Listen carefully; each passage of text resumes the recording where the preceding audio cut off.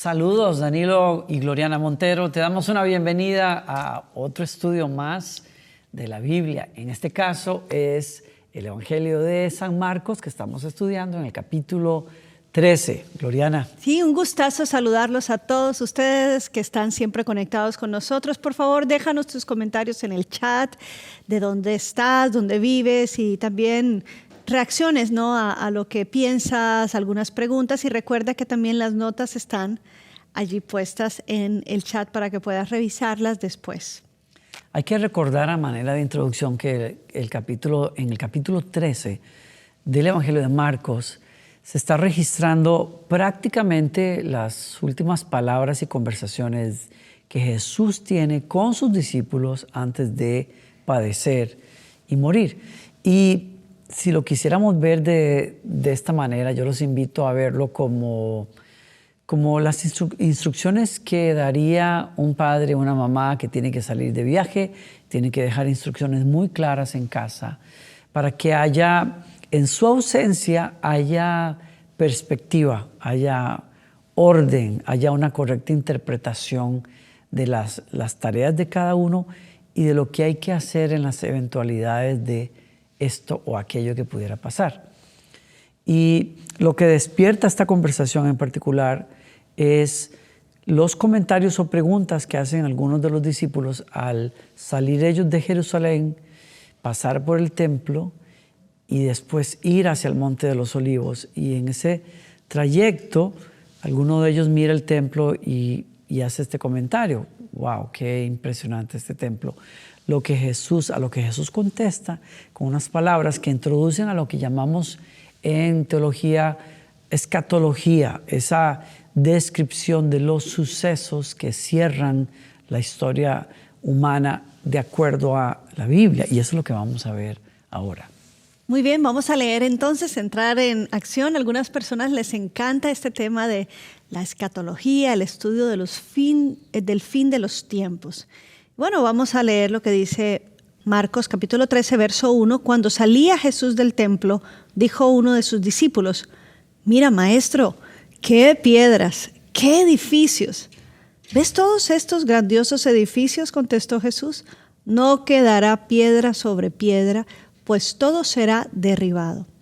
Más tarde, estaba Jesús sentado en el Monte de los Olivos frente al templo, y Pedro, Santiago, Juan y Andrés le preguntaron en privado: «Dinos, Señor, ¿cuándo sucederá eso y cuál será la señal de que todo está a punto de cumplirse?».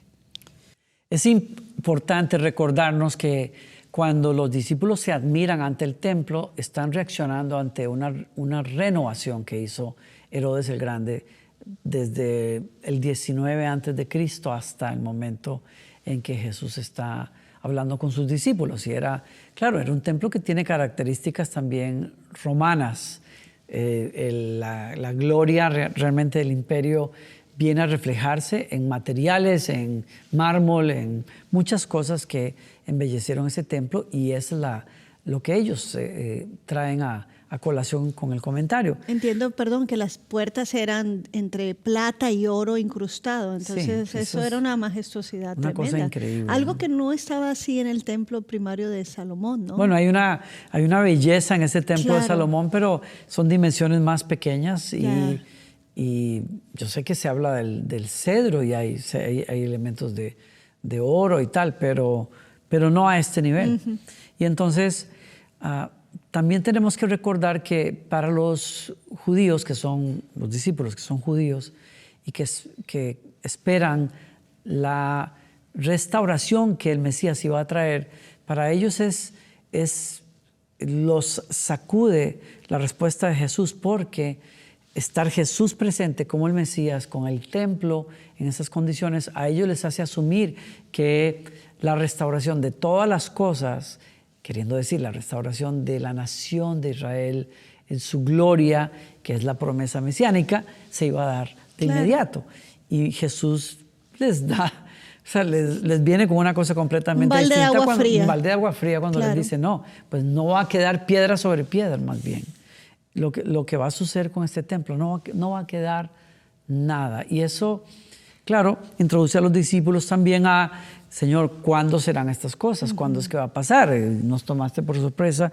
Ahora, ¿qué vamos a hacer? Y entonces Jesús comienza a dar cosas específicas del estado del mundo y del estado de Israel cuando venga el cumplimiento de los propósitos de Dios. Y esto, vuelvo a decir, es muy importante porque les da a los discípulos y a nosotros 2000 años después perspectiva, es decir, cómo podemos leer la historia y cómo podemos leer el mundo natural y el estado de las cosas, no como lo haría cualquier otra persona, que sería, bueno, estas cosas siempre han pasado, siempre hubo profetas falsos, siempre hubo cataclismos. No, ahora Jesús dice, los voy a introducir a leer que con mi venida se ha comenzado un capítulo nuevo, pero que no se va a cerrar tan pronto, no se va a cerrar tan fácilmente como ustedes lo imaginan, pero quiero que aprendan a leer las cosas como las tienen que leer. Dice el verso 5 al 13, tengan cuidado de que nadie los engañe, comenzó Jesús a advertirles. Vendrán muchos que, usando mi nombre, dirán, yo soy, y engañarán a muchos. Cuando sepan de guerras y de rumores de guerras, no se alarmen. Es necesario que eso suceda, pero no será todavía el fin. Se levantará nación contra nación y reino contra reino. Habrá terremotos en diferentes lugares y también habrá hambre. Esto será apenas el comienzo de los dolores. Pero ustedes cuídense. Los entregarán a los tribunales y los azotarán en las sinagogas. Por mi causa comparecerán ante gobernadores y reyes para dar testimonio ante ellos. Pero primero tendrá que predicarse el evangelio a todas las naciones. Y cuando los arresten, no se preocupen de antemano por lo que van a decir. Solo declaren lo que se les dé a decir en ese momento, porque no serán ustedes los que hablen, sino el Espíritu Santo. El hermano entregará a la muerte al hermano y el padre al hijo. Los hijos se rebelarán contra sus padres y harán que los maten. Por causa de mi nombre, todo el mundo los odiará, pero el que se mantenga firme hasta el fin será salvo. Bueno, hay una imagen que Jesús usa acá que sería bueno comentar porque creo que le da todo el matiz a lo que él está diciendo, que es bastante fuerte. Y es, todo esto que sucederá son solo principios de dolores, de parto. O sea, lo que Jesús está diciendo es, mi venida y mi muerte y resurrección, que ellos no lo saben en este momento, cómo se va a dar. Mi venida como el Mesías y el ungido que salva al mundo de sus pecados, da inicio a la última faceta del desenvolvimiento de los propósitos de Dios. Voy a decirlo mejor, creo, de esta manera. A partir de mi venida, mi primera venida, el mundo entra en una labor de parto y especialmente los propósitos de Dios. Entonces, así como en una labor de parto hay mucho dolor, mucho sufrimiento, mucho estrés, lo que eso dice anuncia que hay algo nuevo que viene.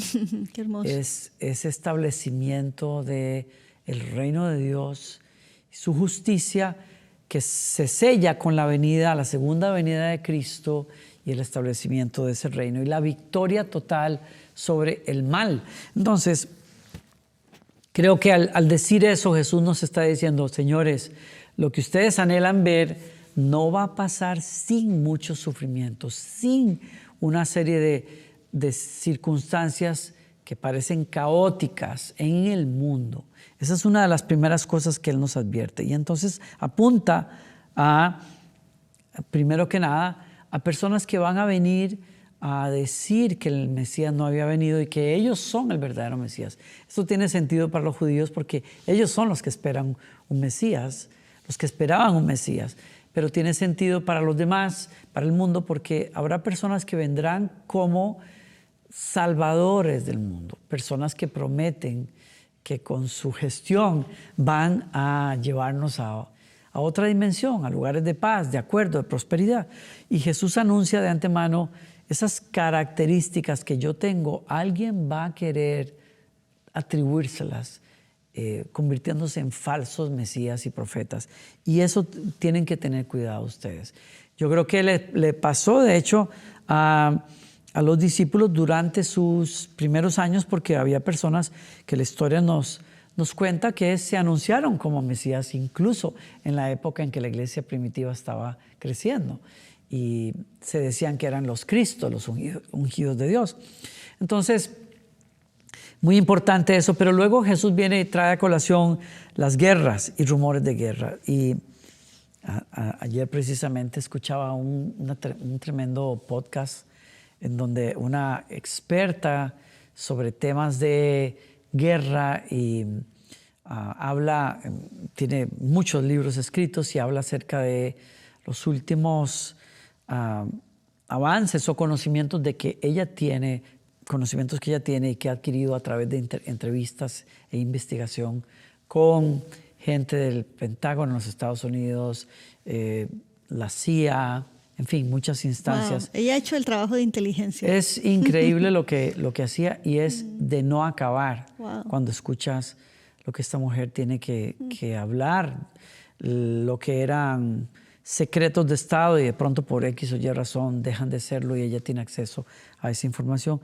Pero a lo que iba es, ella lo decía muy bien al principio, hay antropólogos que se han dedicado a estudiar por qué, desde cuándo los seres humanos hacen la guerra, por qué tenemos la tendencia a ver en la otra persona a un enemigo. Y ella dice, las guerras han estado desde tiempos que no podemos ni siquiera imaginar. El ser humano vino con esa tendencia a encontrar rivales y a encontrar enemigos en el vecino. Entonces, eso me dio tanta claridad al hecho de que cuando Jesús dice las guerras y los rumores de guerra, como estamos viviendo hoy, Gloriana, o sea, no creo, para los de ustedes que vean este estudio muy pronto después de que lo hayamos grabado, no será cosa extraña recordar que yo creo que no hemos estado cerca de un conflicto mundial serio en décadas y décadas. Y es que explotan por todas partes en este momento. Pero Jesús dice, tratando de interpretar mejor lo que Jesús está diciendo acá, Jesús dice, no se alarmen, no se alarmen. Los rumores de guerra se han dado a lo largo de la historia. La civilización se construyó sobre base de guerras. Pero las guerras en este capítulo van a tener otra connotación, porque son dolores de parto antes de un cierre. O sea, si hubo guerras en el pasado, ahora deben de leerlas como el acontecimiento que prepara la venida del Mesías. Pero y él dice, no se alarmen, y dos, no es el fin todavía. Y no lo fue. O sea, hoy en día estamos viendo este estudio 2000 años después, pero sí sucedió lo que él lo que él les anunció que iba a ser el principio. Claro. O sea, con la muerte y resurrección de Jesucristo, como muy bien lo dijiste, es una nueva era que estaba dando inicio, pero es una era larga, no sabemos el tiempo. Pero eso que fue inicio de señales para ellos lo cumplieron. Por ejemplo, cuando dice, tengan cuidado de cómo ustedes van a proceder, pero también tengan confianza, porque los van a llevar arrastrados, ¿a dónde? A sinagogas. O sea, eso pasó. Fueron azotados en sinagogas, fueron llevados ante gobernantes para dar razón de la fe y más que razón de la fe, razón de por qué estaban de alguna manera alborotando. Y vemos a un Pablo que es lo que le da precisamente la razón para ir a Roma y pedir a Roma, es porque estando en Jerusalén tiene tremendo conflicto él que por su predicación de Jesucristo, que es donde él dice, se acabó, voy a tener que ir a comparecer ante el César para que nos dejen de alguna manera libres, que nos dejen de alguna manera presentar nuestra fe, ¿no? O defensa de nuestra fe. Entonces eso sí pasó en ese inicio de dolor. Y es muy bueno que tú lo que estás apuntando, porque entonces hay una doble por decirlo así, una doble interpretación de esto en el sentido de que, señores, la oposición que van a vivir, que va a ser una guerra contra ustedes también, Exacto. es el principio de dolores. Pero las guerras que van a haber en el futuro y las persecuciones que van a haber en el futuro van a ser señales de el cierre de ese capítulo. Entonces, de la venida realmente del Mesías. En este momento no se equivoquen pensando que va a venir de inmediato, porque esto lo que significa es la apertura de ese capítulo. Entonces, y las otras, hoy lo sabemos, todas estas declaraciones de imperios que luchan contra el otro y reinos son señales de que estamos anticipándonos a la segunda venida de Cristo. Ahora creo que Jesús fue increíblemente, es maravilloso, ¿no? Cuando Él le dice a los discípulos, si ustedes piensan que mi muerte y resurrección como buenas noticias va a ser bien recibido, se equivocan. Y entonces pasa lo que tú acabas de decir, haciendo eco de las palabras de Jesús. Van a recibir mucha oposición, van a sufrir, van a ser perseguidos, van a ser torturados. Muchos de ustedes van a morir. Es la historia del cristianismo de los primeros siglos y es la historia del cristianismo a lo largo de los siglos. Claro. Y me gusta que él pone como un paréntesis, dice, pero primero tendrá que predicarse el evangelio a todas las naciones. Es como que están ocurriendo esto, pero él marca una pauta de tiempos que ellos no lo logran entender. Claro. Empezando porque todas las naciones que ellos tenían el conocimiento del mundo antiguo era solamente el continente de Europa, parte de Asia y África, pero no estaba todavía todas las naciones incluidas. Entonces faltaba, y son detalles que nos da que hoy en día podemos entender, pero que para ellos, por supuesto, no lo es. Y yo creo que Jesús a nosotros como los cristianos del siglo XXI, y como ha sido el corazón, es enfócate tú en predicar este evangelio para que todas las naciones lleguen. Creo que hoy en día con esto de la tecnología, y más que la tecnología, con la inteligencia artificial, realmente no van a haber limitaciones ni siquiera de lenguaje. O sea, hoy en día con la inteligencia artificial puedes agarrar en idiomas que todavía no está predicado. Bueno, falta que llegue el internet a algunas islas que todavía no han recibido, no han aceptado, ¿verdad? Es una sola isla, tengo entendido, que no ha aceptado la apertura al mundo exterior en ellos. Siguen todavía como muy primitivos. Sí. Y bueno, yo creo que poco a poco se van a ir rompiendo esas barreras. Pero bueno, la idea es que todo el mundo conozca las buenas noticias. Y vuelvo a recalcar que qué bonito que entendamos que la predicación del Evangelio a todo el mundo es una señal en sí misma. Cuando se llegue a todo el mundo, estamos más cerca del fin. Lo otro que Jesús está apuntando otra vez, y lo recalco antes de comentar algo más, es estas buenas noticias siempre se encontrarán con oposición y siempre traerán sangre. Fue lo que los discípulos probaron de primera mano, y los primeros 300 años de la era cristiana están bañados en la sangre de los mártires cristianos. Y todavía al día de hoy, en muchas partes del mundo, requiere sangre. Nuestros hermanos son apedreados y son quemados y son torturados en muchas partes. Y si no, en una sociedad moderna como la nuestra, la oposición se da de otras maneras, bloqueos y cosas que se dan para que el mensaje no llegue. Jesús dice, tengan perseverancia, ese es el mensaje ahí. Sean perseverantes, se va a sufrir, va a costar, pero no pierdan la fe, no pierdan la esperanza. Todo es parte de un proceso que es necesario. Ahora, Jesús entra en otra, bueno, deberíamos de mencionar brevemente, pero Jesús incluso dice la estructura de la familia misma va a ser sesgada por causa de la fe. Muchos en tu propia familia te van a traicionar, te van a entregar, te van a cortar de la familia precisamente por abrazar la fe. Bueno, Jesús entra en otra dimensión de lo que va a significar los días finales, versos 14 al 20. Dice, ahora bien, cuando vean la abominación que causa destrucción, donde no debe estar, dice entre paréntesis, el que lee, que lo entienda, entonces los que estén en Judea huyan a las montañas. El que esté en la azotea no baje ni entre en casa para llevarse nada. Y el que esté en el campo no regrese para buscar su capa. Hay de las que están embarazadas o amamantando en aquellos días. Oren para que esto no suceda en invierno, porque serán días de tribulación como no la ha habido desde el principio cuando Dios creó el mundo, ni la habrá jamás. Si el Señor no hubiera acortado esos días, nadie sobreviviría, pero por causa de los que Él ha elegido, los ha acortado. Volvemos tenemos que recordarnos algo, y es importante apuntar a eso acá.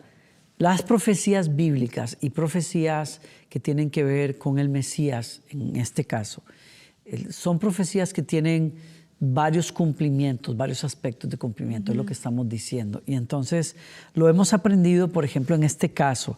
En el caso de cuando Jesús habla de la abominación desoladora, un hecho, un establecimiento de algo pagano en un lugar sagrado, una ofensa de proporciones épicas que se da contra un lugar y un orden de Dios. Cuando Jesús habla de esto, está haciendo eco de profecías que el profeta Daniel predijo y que se cumplieron, algunas de ellas, antes de Jesús. Por ejemplo, estamos hablando, bueno, el hecho puntual es que el rey Antíoco Epífanes, que es un rey seleucida, que conquistó Jerusalén y profanó el templo en el año 168 a.C. Ese rey puso una estatua de Baal en el lugar santo, en el lugar donde se adoraba a Dios. Eso puede ser la ofensa de la conciencia religiosa de los judíos más terrible que ellos hayan registrado hasta ese momento. Y Jesús se refirió a eso, pero lo lleva a una implicación en el futuro, queriendo decir, eso no ha acabado. Fíjense, los judíos, por ejemplo, vieron, mira, y esto es lo tremendo, este evangelio está hablándonos a nosotros de un hecho terrible que vivieron los judíos en el año 70 después de Cristo, cuando se cumplió esta profecía, y fue cuando Tito sitiaron Jerusalén, entraron a Jerusalén y profanaron el templo, arrasaron completamente con el templo, y luego Tito entra como un personaje que es un gentil, que no cree en lo sagrado de aquel lugar y profana abiertamente el lugar santo y el lugar santísimo. Entonces, aquella profecía se cumplió. Y destruye el templo, o sea, que no queda piedra. Y por eso Jesús decía que a lo que él se refería cuando decía, este templo va a dejar de ser, estaba diciendo proféticamente que al entender de nosotros como cristianos, el orden del judaísmo en su adoración a Dios terminaba con la venida de Jesucristo y que se daba inicio a un nuevo orden, que es precisamente esa relación con Dios a través del Salvador.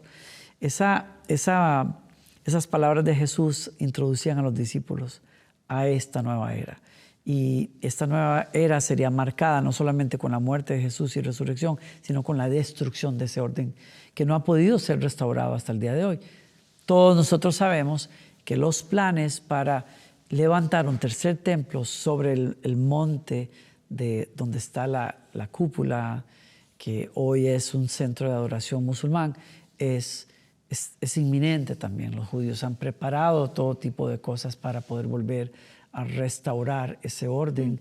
Y esa puede ser, todo el mundo lo sabe, una de las causas de una tercera guerra fácilmente en el mundo.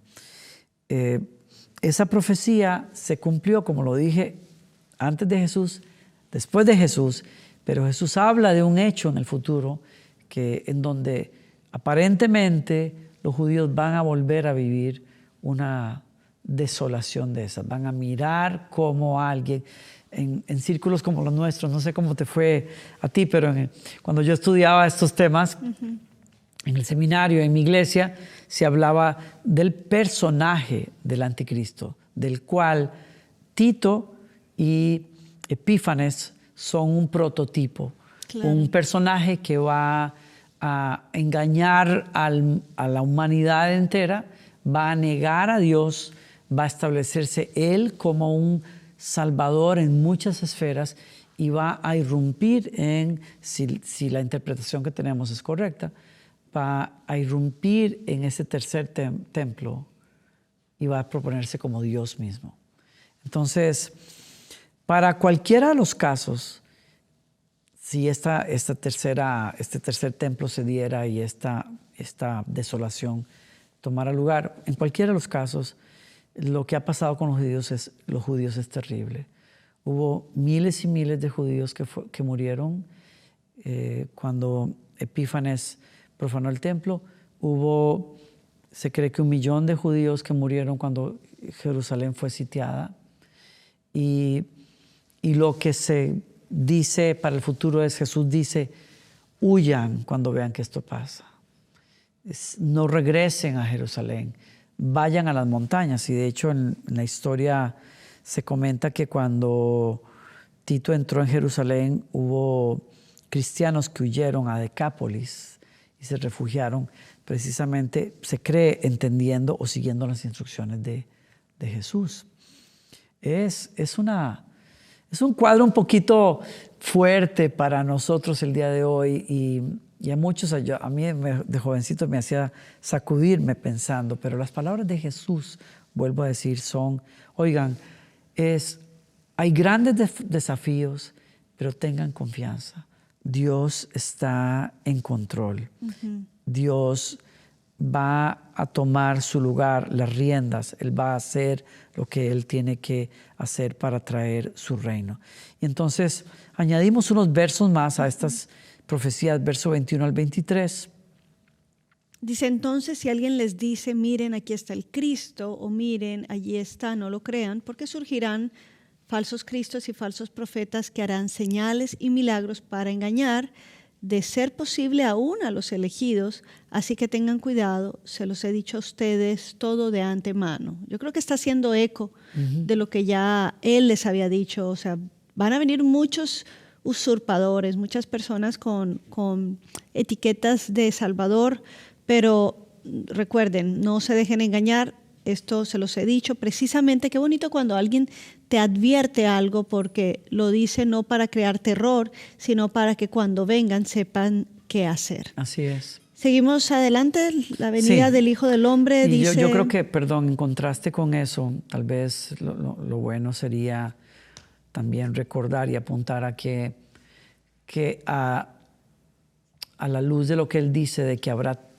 una confusión tal de doctrinas y de filosofías y de pensamientos que alejarán a la gente de Cristo, del fundamento del Evangelio como lo conocemos. A la luz de eso, de la duda que pudiera atacar el corazón de los cristianos en estos siglos, Jesús dice, no se equivoquen, cuando yo venga la segunda vez será visible a todo el mundo. Y esto es lo que Él entonces apunta al final, para que lo sepamos, que es lo que está a punto de leer. Va a ser tan visible que no habrá duda quién soy yo. Claro. Ahora, yo siento que todo esto es más al pueblo judío. No siento que apela tanto a nosotros que no traemos como un bagaje, un trasfondo de religión judía. O sea, nosotros venimos más que todos aquí de tradición cristiana ya, y no estamos esperando un Mesías, a eso me refiero, pero creo que esta parte está muy enfocada a los judíos. No quiero decir que no hay, obviamente, engaño y todo, porque el enemigo siempre va a estar engañando, pero en cuanto al falso Cristo, siento que está muy enfocado al pueblo de Israel. Claro, yo creo que por el contexto es que ¿Verdad que está sí? dicho así. Pero en aquellos días, después de esa tribulación, se oscurecerá el sol y no brillará más la luna, las estrellas caerán del cielo y los cuerpos celestes serán sacudidos.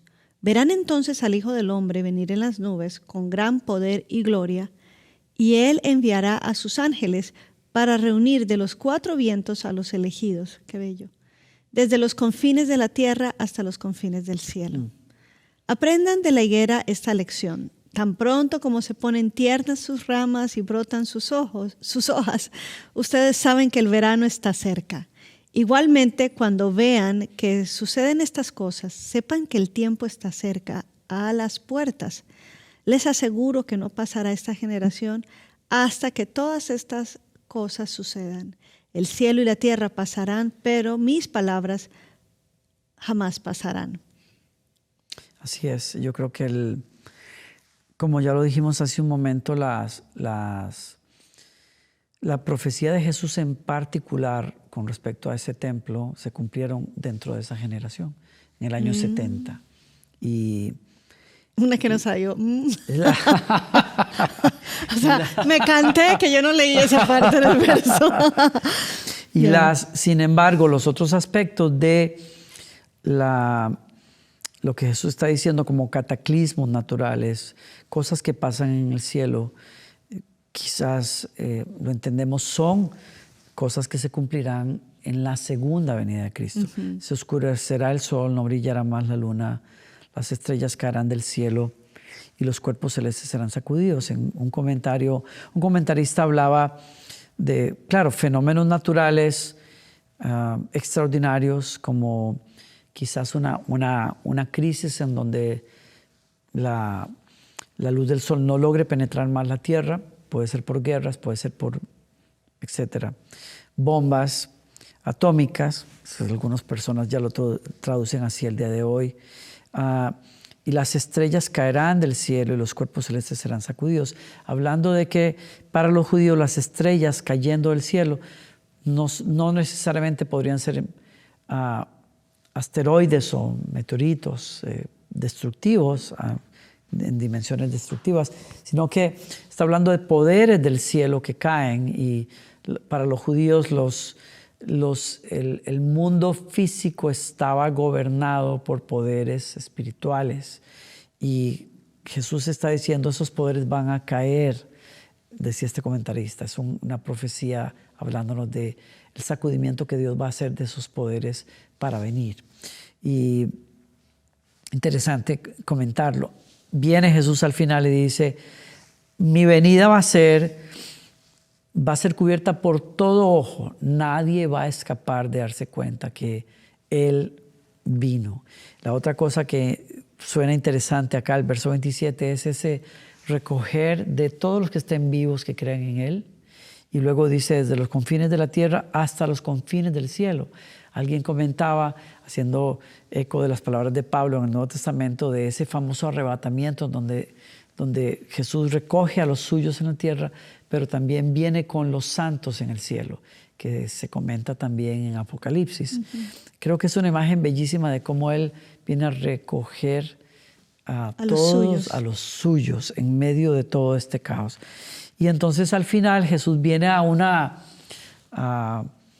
imagen metafórica en donde usa la higuera, la planta de la higuera. Por cierto, nosotros en casa tenemos una higuera que pierde todas sus hojas en el invierno, y ya en esta primavera la vemos salir con una fuerza tremenda, pero el fruto no está todavía, espera hasta el verano. Y es muy bueno la imagen que Jesús nos da. Cuando salen las hojas, cuando ven que esos brotes vienen, ustedes tienen que estar preparados. No es de inmediato, pero ya están en esas épocas a las puertas. Y luego sería bueno continuar el verso 32 al 37 para terminar. Es muy lindo porque dice, pero en cuanto al día y la hora, nadie lo sabe, ni siquiera los ángeles en el cielo, ni el Hijo, sino solo el Padre. Estén alerta, manténganse despiertos, porque no saben cuándo llegará ese tiempo. es como cuando un hombre sale de viaje y deja su casa al cuidado de sus siervos, cada uno con su tarea, y manda al portero que vigile. Por lo tanto, manténganse despiertos, porque no saben cuándo volverá el dueño de la casa, si al atardecer, o a la medianoche, o al canto del gallo, o al amanecer. No sea que venga de repente y los encuentre dormidos.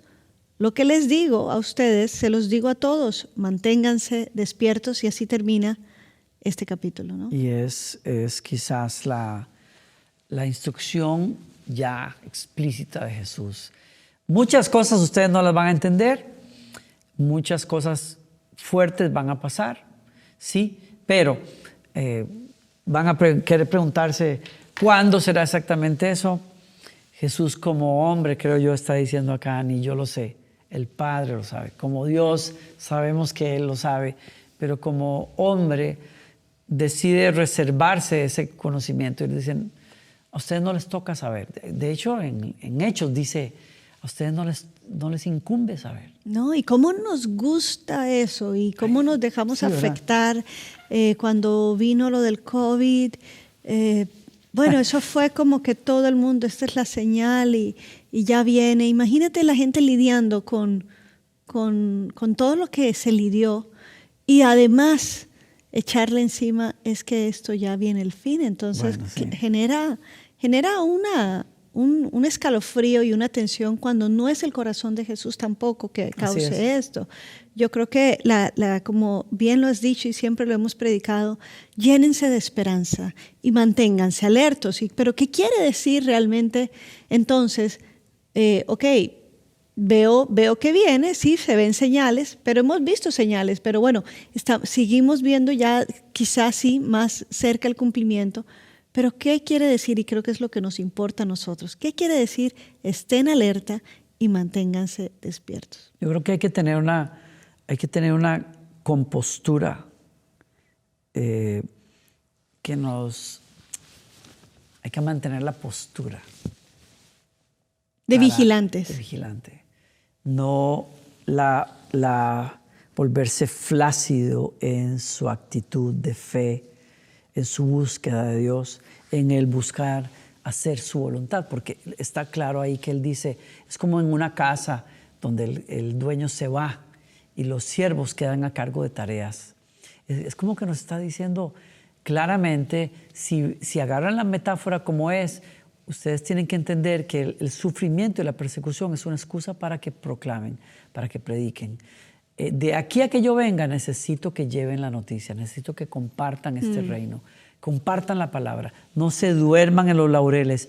El tiempo entre esta primera venida y su segunda venida es para que el evangelio llegue a todas partes. Esa es una. Otra es vivir de una manera que agrademos a Dios. Jesús dijo en otra parte, no se enreden en borracheras, no se enreden en placeres. Sí, las seducciones del mundo. Y que les pase como en los días de Noé, que la gente bebía y compraba y vendía y se casaban y hacían, y decían, no, al viejo Noé lo hemos escuchado predicar de esto por 100 años, eso nunca va a pasar, aquí no llueve, este tipo de cosas. Y vino el día, dice, y se cerró la puerta y perecieron. Entonces, qué curioso que Jesús use esas imágenes para decirnos a sus hijos, oigan, mantengan los ojos abiertos, lean correctamente estas cosas y sobre todo mantengan vivo ese amor por mí. La otra imagen es de las vírgenes que tenían que ser parte de esa boda y se duermen y cuando despiertan a medianoche porque oyen la voz del novio que viene, no tienen aceite en las lámparas. O sea, hay que tener una preparación. Yo pienso que eso que estás diciendo es increíble porque creo que es una enseñanza en 2 dimensiones. Número 1, al estado personal de uno de mantenerse alerta, pero también entiendo que es un mensaje a la iglesia y a la misión de la iglesia. Porque es cierto que todos sabemos que no sabemos en qué momento nos van a tocar la campana en el cielo y nos van a decir, time out, o sea, tu tiempo se acabó y nos vamos con el Señor. No sabemos, no sabemos cuándo vamos a ir a la presencia del Señor. Por lo tanto, personalmente, como tú dices, vivimos una vida alerta.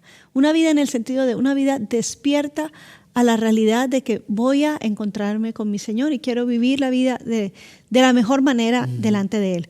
Pero me parece también que es un mensaje a la iglesia que no te enredes en entender. ¿Por qué? Porque los tiempos sí se van a cumplir y yo creo que en alguna manera la iglesia nos hemos dormido en algunos momentos y predicamos del cómo vivir el hoy, cuando realmente tenemos que enfocar a toda la gente y a la generación que sigue a la tarea de Jesucristo viene.